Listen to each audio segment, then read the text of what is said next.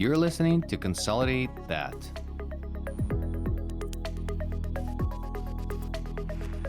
Ukraine is my motherland. It is now under a savage attack by Russia.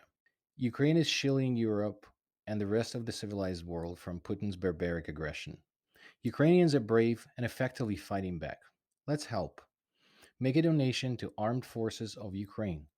Link is in the show notes. Hashtag Stand with Ukraine. Welcome back to Consolidate That. Ivan, it's great to see you. I'm finally getting some summertime weather here in Dallas. It's hot, and I know that you actually have been fishing a lot, but that's off topic, and I'm going to keep us on topic today. Well, why do you start with the off topic? I just felt like it. I felt like I'm in my new office. There's a lot of sun around me. I All right. feel connected to nature. But why don't you introduce our guest and we could talk about something interesting for people? All right. Very excited today. Our guest is Laura Durfee. Laura brings over 15 years of diverse HR related experience. She's an accomplished people strategist and HR ops leader with extensive experience in the manufacturing, service, and hospitality industries. Laura is a consultant to C-suite for strategic planning, HR policy, M&A, corporate restructure, change management, organizational behavior, HR compliance, talent development, DEIB, employee relationship, and HR project management. The best part is that Alora is our head of people and culture in Galaxy, and she's a vice president. And Laura, welcome to the show. Thank you so much. You always talk about the whole human, bottom up approach to culture. So, what do we mean when we're talking about the whole human? So, the whole human approach to culture is a phrase I use to sort of help remind everyone that when you bring an employee into the organization, typically you're hiring them for their skill set, but that skill set lives inside the whole human. And in order to engage and retain the skill set, you have to engage the whole human, who they are, what they love, what they don't love, what they need, how you can incent them, motivate them, and demonstrate appreciation for them as their employer. So, with our problems in our industry, you're coming in. So, veterinary is newer to you, and you're deployed next week to our practice. So, that's interesting. With just sort of let's call it still an outside view to our industry, we have challenges with talent retention, and in general, it's a high demand, low supply industry today. So, what do you think is the opportunity in the veterinary industry? How can we retain and attract talent better? Yeah, I think it starts with some sort of conversation, discussion, or data collection touch point with the human. And I do think to some degree that can transcend industry. You have to create a space and a mechanism for the human beings to communicate to you, whether they are your current employees or maybe someone you hope becomes an employee in the future. They need to have a mechanism by which they can share with you who they are, what they need, and how you may be able to meet those needs for them as their employer. That's really where it starts, is the beginning of a feedback cycle.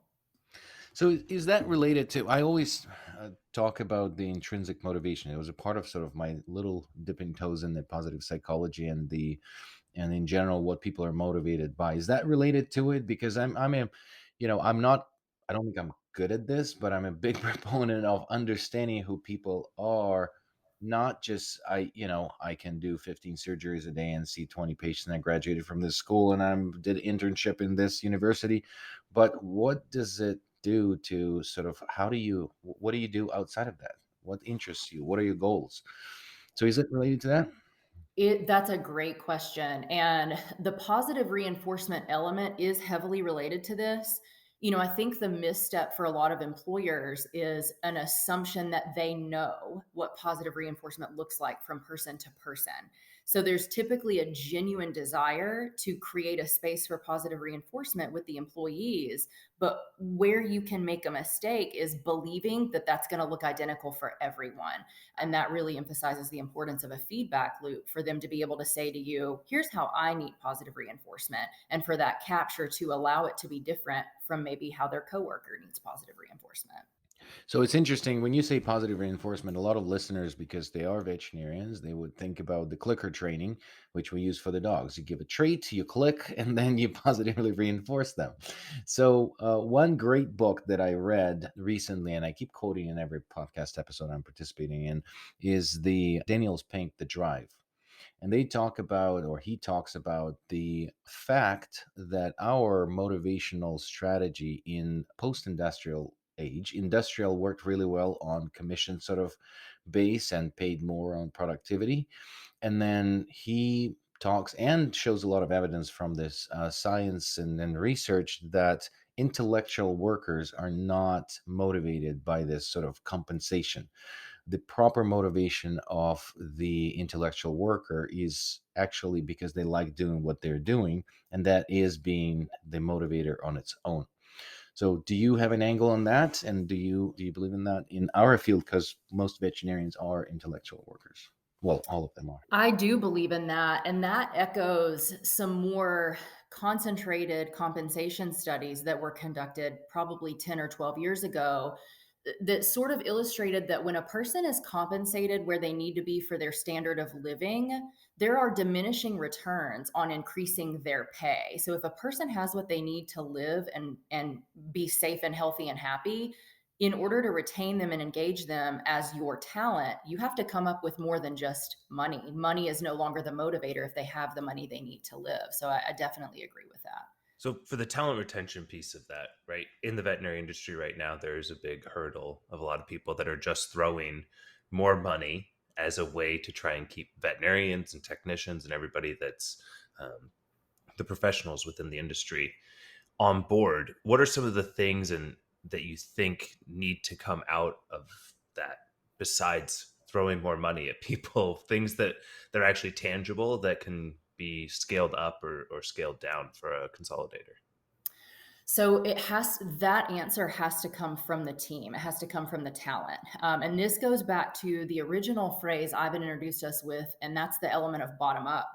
So we talk about collecting feedback and knowing that that feedback is going to represent the whole human and not just the skill set that we hired them for. Once we have that feedback has to trickle up.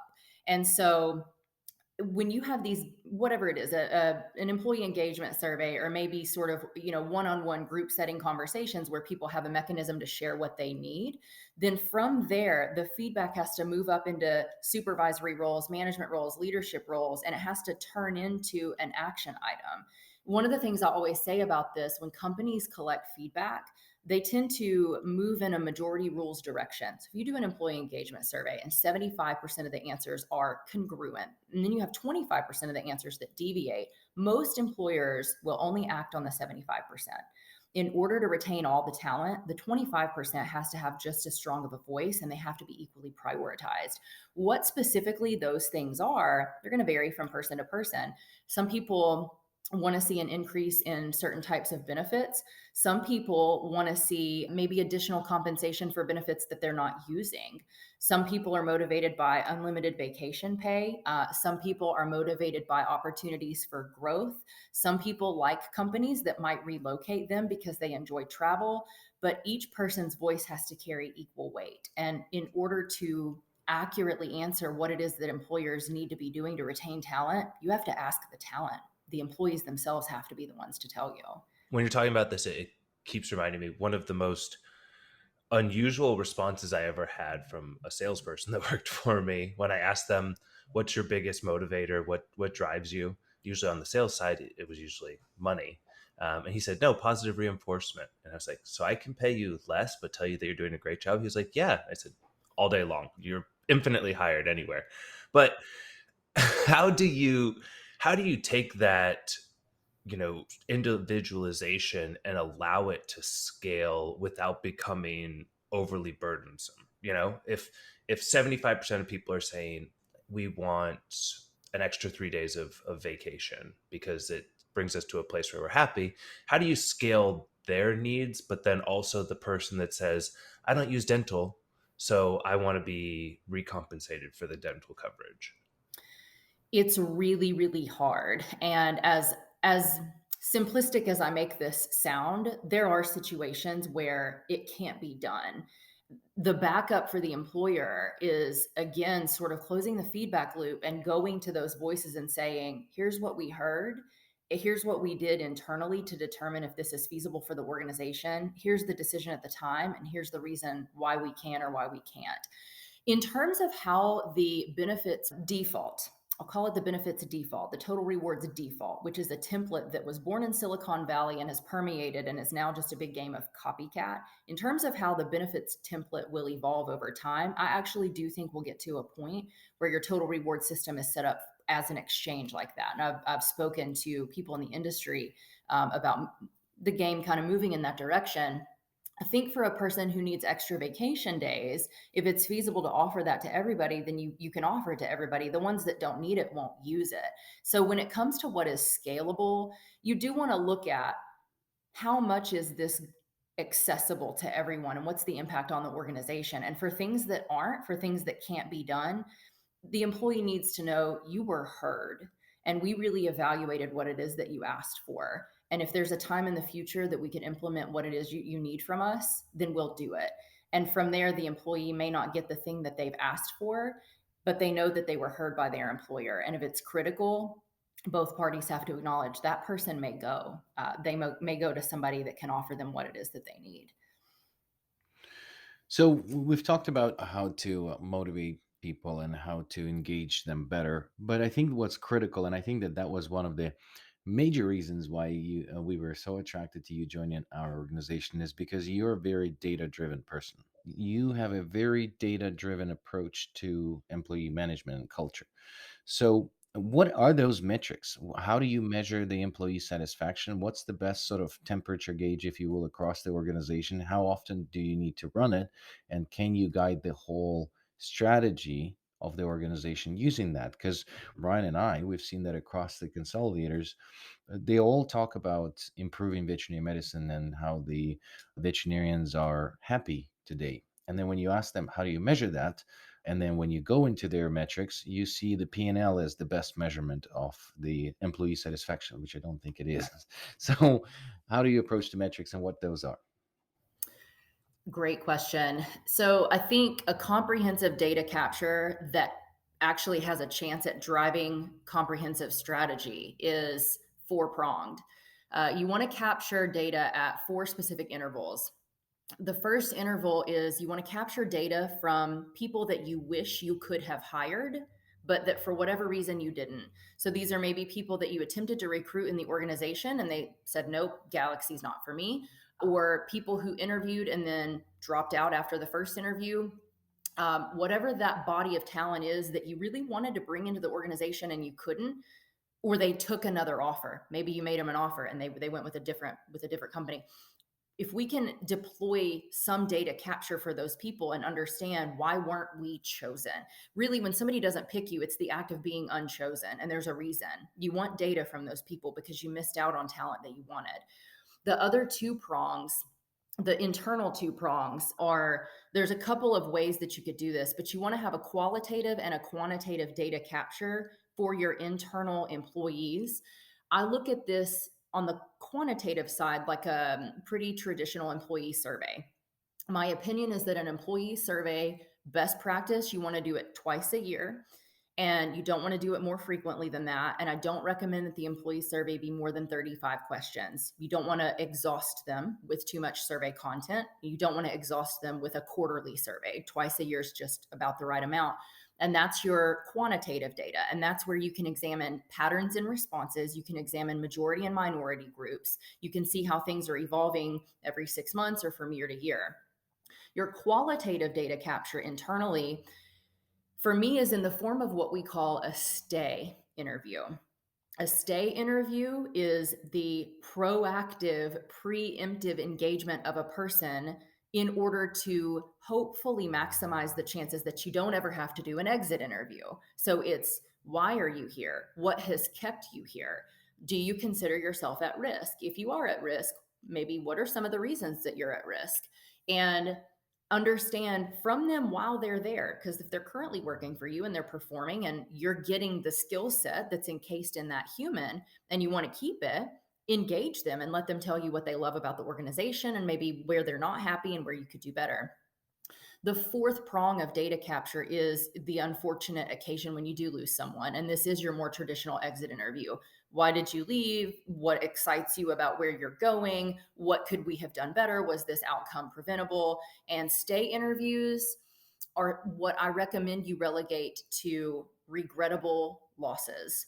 Sometimes when a person leaves an organization, it's good practice to get data from them to understand what drove them out. But your heaviest focus on an exit interview needs to be for somebody that you genuinely wish you could have retained, which you call a regrettable loss. That's what you want the exit interview to be geared around. Wow, I'm learning a lot. Are we going to be implementing it all in the organization? Hopefully soon, because this is all the stuff that is really new. I really like the whole approach to those that didn't choose you. I think that that would probably help me in my younger years in when I'm trying to meet someone and they didn't choose me. I was thinking about prom. I could have been kept myself really busy with the not chosen interviews in that You would, did situation. you have a long list of interviewees for that then? It would have been a very extensive list of the not chosen, and then the regrettably left ones too, probably. Awesome. Well, that's really a great approach to all of these things. So, Laura, what just to ask you about when you joined us, what was from the outside before you joined us on the inside was the most exciting thing, and why did you think that there's a great opportunity to apply your talent and build something great with us? Oh man. There are so many reasons that I knew Galaxy was where I was supposed to be. So, some of my non negotiable criteria when I was interviewing, there were two really important ones. One was startup, and the other was fully remote. And this was not because I have startup experience, and it's not because I won't relocate. Those are my delineators for whether the leadership team lives in 2022, is driven by data, and understands reality. So, if you started a company anytime between, I don't know, 18 months ago and 4 years ago, chances are you live in reality. You understand what the world looks like right now, what it takes to get talent, or at least you're willing to learn. If your organization's been around for 20, 30, 40, 50 years, you're not as agile. There have absolutely been decisions made that might be difficult to evolve that don't reflect the current reality. When I use the phrase current reality, that's not just post pandemic. I think we were moving toward remote work even before COVID, right? So employers were challenged to evolve before COVID, and then they were just forced to evolve. Startups have a higher propensity for living in that evolutionary mindset, and employers who have accepted that remote work is the way of the future, that's another marker for adaptability for me. So those were my two non negotiables. The other thing is, all the things that I talk about, one we haven't covered, which is the fictional concept of a values based culture and how that is a top down, non effective approach. And it's really not the appreciation and emphasis of the whole human that you've got to have to engage and retain talent. I speak very openly about that with startups, with companies that I interviewed with. And Galaxy was actually really interested in that approach. Most other companies are so tightly held to their values and they're so sure that they have the formula for top down conditioning onto their team that someone who comes in with somewhat disruptive ideas like me is not a good move for your culture leader. But Galaxy looked at it and thought, okay, we'll roll the dice. And that tells me that they were open to evolution. They were open to using data to make decisions. They were genuinely interested. You can't fake that, right? You can't say that you're whole human bottom up, but then not deliver on it. That's absolutely not an option.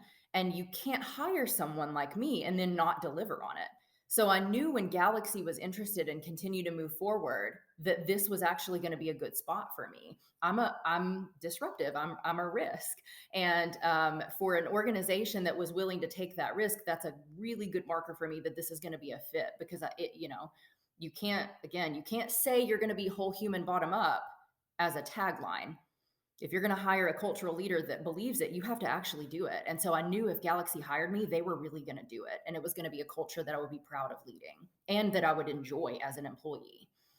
That's awesome. Thank you. I didn't have a joy of participating in the interview, but that's so awesome. And that definitely, I've definitely been in the companies that said that the innovation is in our DNA, and then you find out that that's not the truth. So hopefully we stand up to what you were expecting, and hopefully you do bring the change that we're all looking for. It's been a pleasure working with you so far, and I'm very excited to continue that. So we're up to sort of our promise to the listeners. We're up to 20 and 22 minutes. And what would be the book recommendation to the listeners that you would recommend to kind of dip into the world of Laura Durfee and understand how did you come up with all these concepts? So there's a book that I think is a good starting point. I some of the concepts, to be frank, are born out of seeing what I think everyone's doing wrong. And I don't think that employee engagement and talent engagement is rocket science, right? Industry aside, people are people and they just want to be seen as people, whether they're working in the veterinary space or the manufacturing space or in healthcare. So, I don't think that organizational leaders need to tell themselves that they can't succeed at talent engagement unless they read a book. You actually can. It's not that difficult. You just need to meet the human being where they are and give them permission to be who they are. But there is a book that I think is helpful in at least driving some of that dialogue, and it's called Crucial Conversations: Tools for Talking When the Stakes Are High.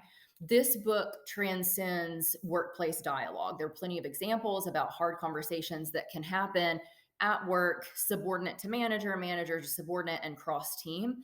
There's also a lot of content in the book around conversations that may not be work related, conversations in your personal relationships, parent to child, child to parent, sibling to sibling, and friend to friend. And I think it's really good, particularly for people who have a sensitive topic, who don't know where to start, who are unsure what the feedback process should look like. There are a couple of lines out of the book that I do want to highlight, and one of them is the notion that discussion is not decision. So having a conversation about something doesn't mean that a decision has been made about a particular outcome, and a decision is not action. So even if you've arrived at a decision, there may be something that you have to deploy afterwards. So that's the general orders: discussion, decision, and action. And that should guide most conversations that we have, which are crucial. Are you getting commission on this book? Because that was amazing. You She actually should wrote it. be. She didn't tell us the author. It's a missed It's written opportunity. by L. Durfee. There's several authors: Patterson, Grinney, McMillan, and Switzler.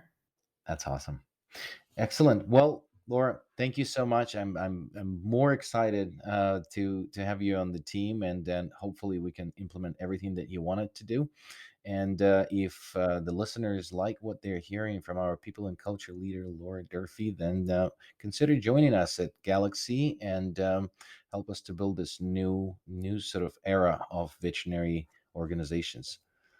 And there's actually one other thing that's perfect timing along with this, which is our upcoming webinar.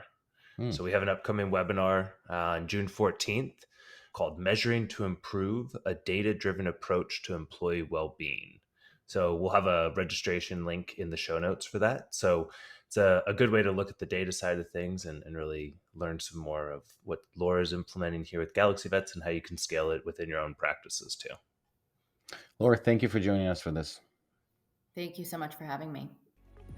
Thank you so much for listening to Consolidate That. If you want to hear our new episodes, please find us on any podcast platform. Also, you can learn more about us on our website at vetintegrations.com.